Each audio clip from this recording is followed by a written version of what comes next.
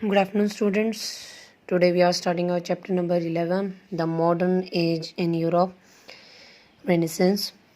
First of all, I would like to tell you about the Renaissance. What is the meaning of Renaissance? Renaissance क्या होता है? Renaissance means the rebirth और revival, कि किसी चीज़ का पुनः दोबारा से जन्म होना, या रिवाइवल मीन्स कि किसी चीज़ की दोबारा से मतलब चेंज आना उसकी कंडीशन में, कि जो रेनेसेंस की प्रोसेस थी उसके उसके ड्यूरिंग दैट प्रोसेस कि क्या हुआ था। फर्स्ट ऑफ ऑल क्या हुआ था रेनेसेंस के प्रोसेस के दौरान? Revival of art, science and literature, कि इन सारे जो है एरियाज़ में डेवलपमेंट हुई थी। ठीक है, फर्स्ट जो थी ग्रोथ ऑफ साइंस हुई थी, बहुत ज़्यादा ह्यूमनिज़्म पे बेस्ड थी जो रेनेसेंस के प्रोसेस थी।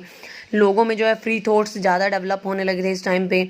जो फ्रीडम की जो है प्रोसेस वो भी ज़्यादा होने लगी थी। लोग जो है वो फ्रीडमली रहने लगे थे, अपने जो है अपने इमोशंस को एक्सप्रेस कर सकते थे, अपने थॉट्स को एक्सप्रेस कर सकते थे। जो रेनेसेंस होने की प्रोसेस थी वो कैसे हुई? Let me tell you one thing. First of all हम लोगों ने जो है मिडिवल हिस्ट्री को जो है वो रीड किया है। मिडिवल एज हिस्ट्री जो थी उसमें क्या हुआ करता था, जो वो रिलीजन डोमिनेंट हुआ करती थी। तब लोग बहुत ज़्यादा बिलीव जो करते थे वो गॉड में बिलीव करते थे। बट जब मिडिवल एज का ट्रांजिशन हुआ मॉडर्न हिस्ट्री में, यानी मिडिवल हिस्ट्री जो है वो चेंज हुई, मॉडर्न हिस्ट्री तक आई 14 to 17 सेंचुरी के मिड में, तब क्या हुआ? लोगों का ट्रस्ट गॉड की बजाय क्या होने लगा? धीरे धीरे डेवलप होने लगा। किस पर? People started trust on science. ठीक है, कि लोगों का जो ट्रस्ट था वो साइंस की तरफ ज़्यादा होने लगा था। और ये कहाँ पर रेनेसेंस की जो प्रोसेस हुई थी वो यूरोप में जो है इसकी स्टार्टिंग हुई थी। यूरोप के इटली से स्टार्ट हुई थी ये। जो यूरोप का इटली है वो मिडल में है, और इसके दो पार्ट्स और भी हैं। रोम है जो इसके अंडर है, और ग्रीक भी जो है इसके अंडर है, वो यूरोप में ही आते हैं दोनों। ठीक है, तो यहाँ पर जो है रेनेसेंस की प्रोसेस यहाँ पर स्टार्ट हुई थी। ठीक है, second we will read about the causes, कि रेनेसेंस होने के कारण क्या थे। First of all original thinkers develop हुए थे इस टाइम पे। जैसे कि पहले क्या होता था, लोग चुप रहते थे, कोई अपने फीलिंग्स को एक्सप्रेस नहीं करता था, कोई अपने थॉट्स को बाहर एक्सप्रेस नहीं करता था, चाहे वो आर्ट से रिलेटेड हो, चाहे साइंस से, चाहे फिर कोई भी एरिया हो। तो सब अपने जो है स्कॉलर्स तो थे, लेकिन वो अपने फीलिंग्स को एक्सप्रेस नहीं कर पाते थे। जैसे तो रेनेसेंस के दौरान क्या हुआ था, ओरिजिनल थिंकर्स डेवलप हुए, और उन्होंने क्या किया? उन्होंने साइंस, आर्ट और लिटरेचर के एरियाज़ में जो है रीजन में बहुत ज़्यादा डेवलपमेंट की थी। ठीक है, तो रेनेसेंस की प्रोसेस के दौरान क्या हुआ, इन तीनों एरियाज़ में बहुत ज़्यादा डेवलपमेंट हुई थी, और बहुत सारे स्कॉलर्स जो हैं वो अपनी अपनी आर्ट्स को लेकर बाहर आए। ठीक है, उन्होंने एक्सप्रेस करना शुरू कर दिया। नेक्स्ट सबसे बड़ा कारण था डिक्लाइन ऑफ फ्यूडलिज्म। फ्यूडलिज्म होता है कि जैसे जो रिच पीपल होते हैं वो तब के टाइम में क्या करते थे, पुअर पीपल को एक्सप्लॉइट करते थे बहुत ज़्यादा। तो उस प्रोसेस को जो है बिल्कुल उसको बिल्कुल ख़त्म हो गया था वो प्रोसेस, जो फ्यूडलिज्म की प्रोसेस थी उसका डिसइंटीग्रेशन हो गया था। ठीक है, वो टूट चुके थे बिल्कुल वो वाली प्रोसेस, कि जो पुअर पीपल थे वो अपने हक के लिए बोलने लगे थे, और जो रिच पीपल थे वो अपना ज़्यादा अधिकार नहीं जमा पाते थे, क्योंकि एक्सप्लॉयटेशन बर्दाश्त करना बंद कर दिया था तब के लोगों ने, पुअर पीपल ने। तो रेनेसेंस की प्रोसेस का जो है डेवलपमेंट हुआ था। Next we have the capture of Constantinople, के जो कॉन्स्टेंटिनोपल थी, कॉन्स्टेंटिनोपल क्या था? ये कैपिटल थी रोम एम्पायर की। ठीक है, तो रोम एम्पायर की कैपिटल को किसने कैप्चर कर लिया था? तुर्क्स ने। ठीक है, तुर्क्स के लोगों ने 1453 में इसको कैप्चर कर लिया था, अपने कब्जे में कर लिया था। जिससे क्या हुआ था, जो ग्रीस और ग्रीस के लोग, ग्रीक्स जो थे, और रोमन के लोग, रोमन्स जो थे, रोम के लोग, तो उन्होंने क्या किया, वहाँ पर रिवोल्यूशन कर दिया था। और जो स्कॉलर्स थे उन्होंने रिवोल्यूशन कर दिया और इस चीज़ से छुटकारा पा लिया था। ठीक है, तो तुर्क फिर उन्होंने अपने अपने आर्ट्स को शो करना शुरू कर दिया था। नेक्स्ट रेनेसेंस का सबसे बड़ा कारण ये भी था, न्यू ट्रेड रूट्स खुल गए थे कि जैसे कॉन्स्टेंटिनोपल को तुर्क्स ने अपने कब्जे में कर लिया था, कैप्चर कर लिया था, तो सारे जो तुर्क्स जो थे उन्होंने सब के सब वेज यानी रास्ते बंद कर दिए थे कि वहाँ के लोग, रोम के लोग और ग्रीस के लोग क्या ना कर पाएँ, ट्रेडिंग ना कर पाएँ। और फिर क्या हुआ, जो स्कॉलर्स थे उन्होंने ग्रीक्स और रोमन्स ने क्या किया, नए नए रूट्स जो हैं वो ढूंढने शुरू कर दिए थे ताकि ट्रेडिंग की जा सके। तो इससे क्या हुआ था, रेनेसेंस की प्रोसेस हो गई थी start. Next we have the invention of printing press. और फिर तब क्या हुआ था, रेनेसेंस का सबसे बड़ा कारण था कि प्रिंटिंग प्रेस की इन्वेंशन हुई थी उस टाइम पे, ठीक है। तो प्रिंटिंग प्रेस की जो इन्वेंशन हुई थी उससे क्या हुआ कि जो मटेरियल पहले सिर्फ रिच पीपल के पास पहुंच पाता था, फिर प्रिंटिंग प्रेस की इन्वेंशन के बाद क्या हुआ, हर बुक्स हर लोगों तक, मतलब हर टाइप के लोगों तक पहुंचने लगी थी, ठीक है। Next we have the spirit of inquiry. लोगों में इंक्वायरी करने की स्पिरिट जो है वो अराउज हुई थी, लोग पूछने लगे थे, पहले चुपचाप रहते थे but now they started asking questions about anything else. Next we have the impact on literature. We will read about the impact on literature, art and science in this chapter, and there were so many scholars came under these literature, science and art areas. Now we will read the chapter. First we will read from the term Renaissance means rebirth or revival. जो renaissance है इसका meaning क्या है, rebirth होना या revival होना कि किसी चीज़ में इम्प्रूवमेंट आना कंडीशन में। And it stands for a complex transitional moment. और ये क्या होता है, किसके लिए कहा गया है, कम्प्लेक्स ट्रांजिशनल मोमेंट्स को जो है इसका नाम दिया गया है, ठीक है। इन यूरोप, ये यूरोप में स्टार्ट हुई थी between medieval and the modern times.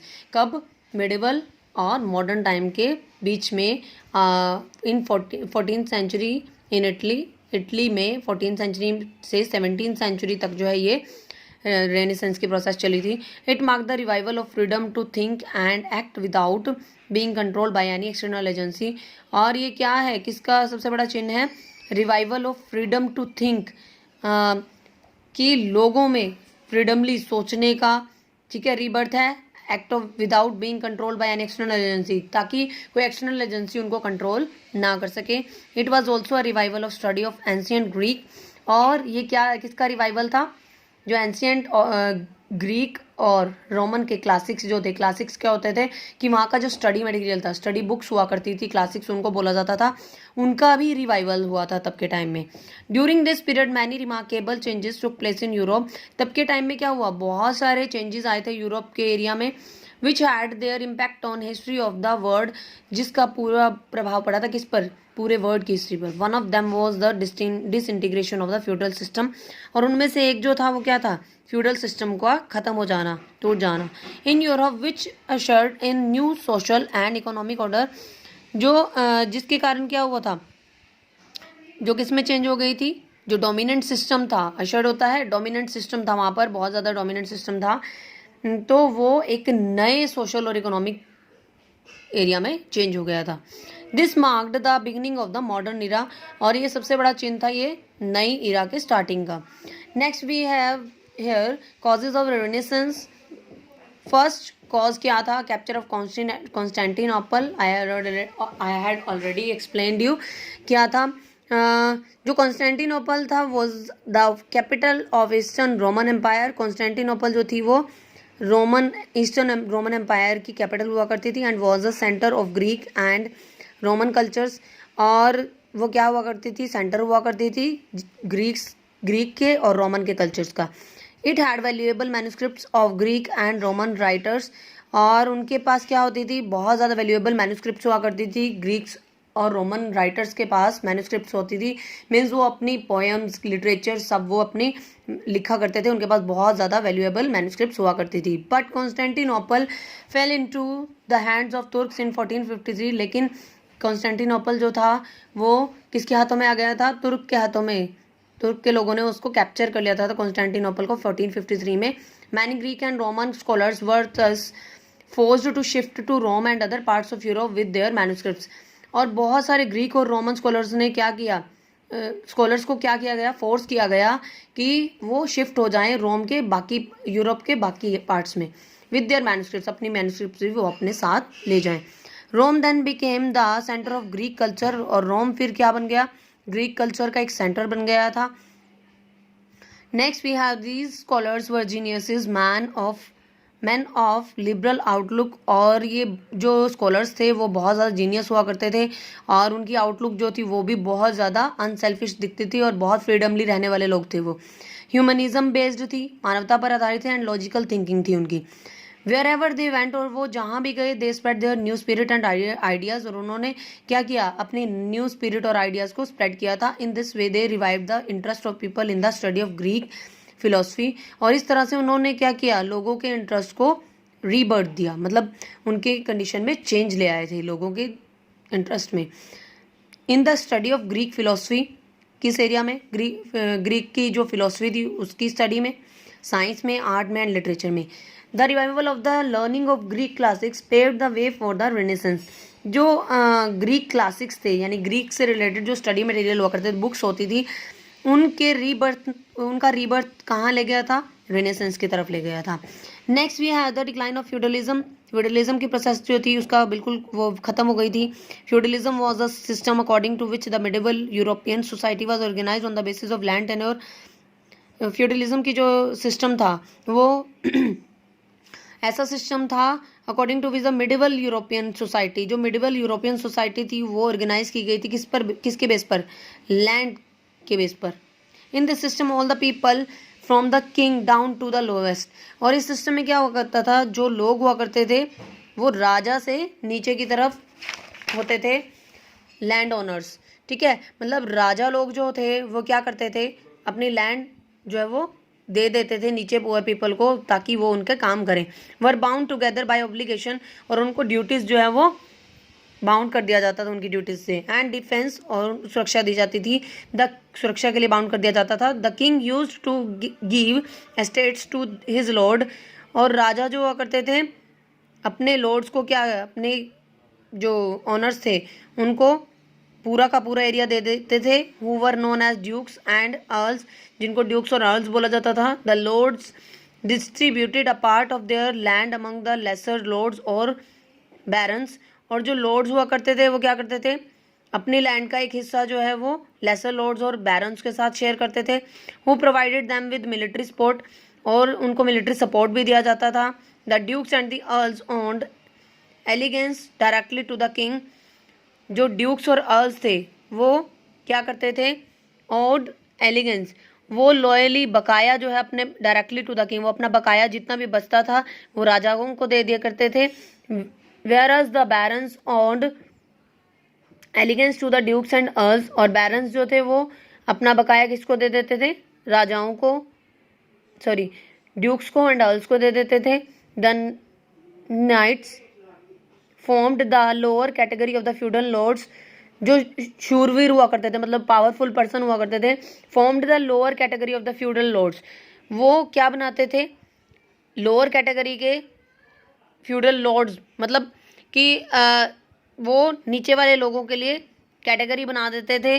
The feudal Lord's didn't cultivate there lands, जो फ्यूडल लॉर्ड्स होते थे कि दूसरों पर कब्जा जमाने वाले जो लॉर्ड्स होते थे वो क्या नहीं करते थे, वो लैंड कल्टिवेट नहीं करते थे। And gave it to peasants for cultivation, वो आगे पीजेंट्स को यानी कि किसानों को दे देते थे क्या करने के लिए, कल्टिवेशन के लिए। The society had a graded organization in which there was hardly any chance for social mobility and progress.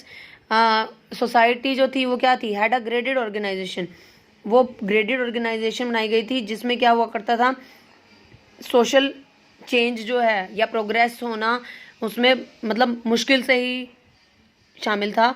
It was also opposed to freedom and equality of rights, और वो फ्रीडम और इक्वालिटी राइट, जो equality का right है उसके बिल्कुल खिलाफ था। However decline of feudalism in 13th and 14th century provided an impetus to free thinking. फिर 13 और 14th सेंचुरी में क्या हुआ था, फ्यूडलिज्म का खत्म हो गई थी। इसने क्या किया, provided an impetus to free thinking, उसने प्रेरणा दी। इम्पेटस मीन्स प्रेरणा देना, ठीक है। उसने प्रेरणा दी किसको, फ्री थिंकिंग को, कि लोग फ्रीली सोच सकें। The peace and the freedom that prevailed after the decline of the feudalism favoured the growth of new learning. जो पीस और फ्रीडम प्रोवाइड कराया गया था वो ज़्यादा पावरफुल हो गया था कब, फ्यूडलिज्म की प्रोसेस के ख़त्म होने के बाद।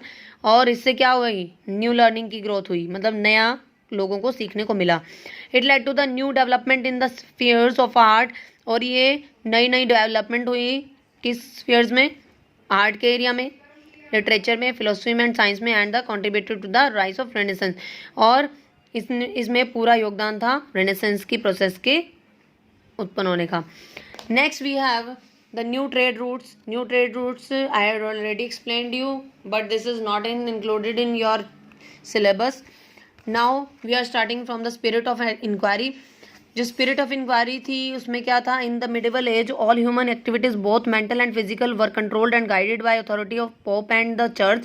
जो medieval age थी तब human activities जो थी वो physically और mentally किसके द्वारा कंट्रोल की जाती थी, अथॉरिटी ऑफ पॉप, जो रिच पीपल थे उनको पॉप बोला जाता था, उनके अधिकारियों के द्वारा जो है इनको कंट्रोल किया जाता था, एंड द चर्च, और चर्च के द्वारा जो है इनको इनकी एक्टिविटीज़ को कंट्रोल किया जाता था। The human mind was virtually not allowed to develop independent thinking. लोगों को क्या नहीं थी, इन रियलिटी क्या नहीं था, अलाउंस नहीं दिया गया था कि वो इंडिपेंडेंटली सोच सकें। But a number of scholars discarded the ideas of medieval period.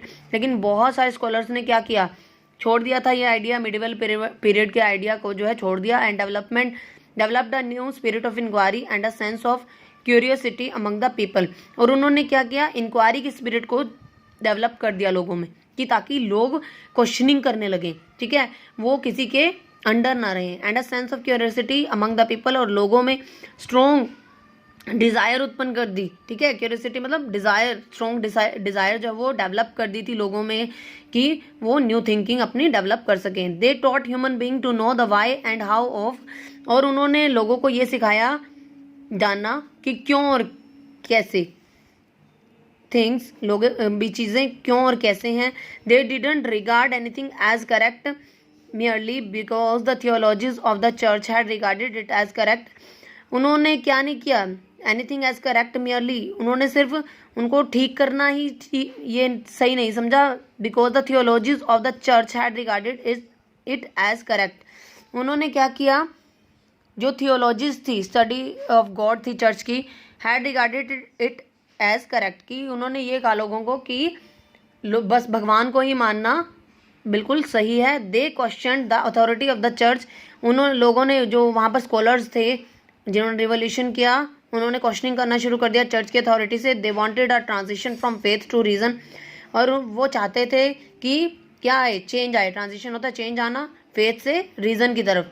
कि पहले तो लोग गॉड में बिलीव करते थे, तो उन्होंने धीरे धीरे जैसे साइंस की तरफ जो है वो डेवलप होने लगी उनकी थिंकिंग लोगों की, तो लोग कारण पूछने लगे थे हर चीज़ का कि ये काम क्यों होता है, ऑब्जर्वेशन की तरफ एंड एक्सपेरिमेंटेशन की तरफ। इस एरिया में जो है लोगों की थिंकिंग बहुत ज़्यादा ट्रांजिट हो गई थी, चेंज हो गई थी।